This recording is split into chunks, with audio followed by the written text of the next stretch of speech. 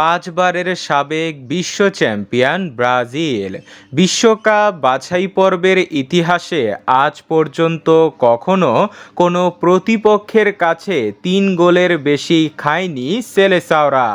কিন্তু গত 26শে মার্চ 4-1 গোলে আর্জেন্টিনার কাছে হারের পর ব্রাজিল তৈরি করে এক কলঙ্কময় ইতিহাস।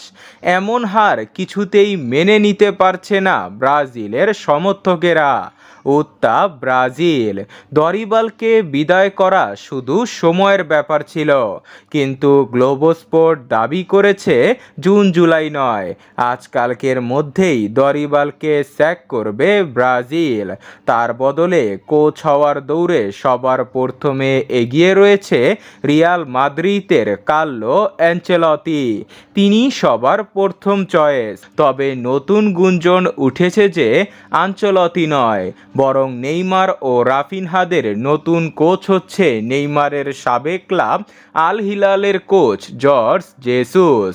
তবে নাম শোনার সাথে সাথে নেইমার তাকে না করে দিয়েছে।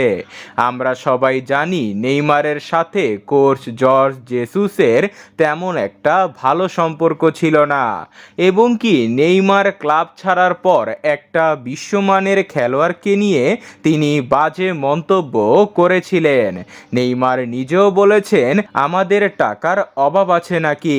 তবে নেইমারের এসব কথাকে উপেক্ষা করে জর্জ জেসুসের সাথে যোগাযোগ করছিল সিবিএফ। আর এখানেই সবাই বুঝে গেছে ব্রাজিল রাজনীতিতে ভরে গিয়েছে।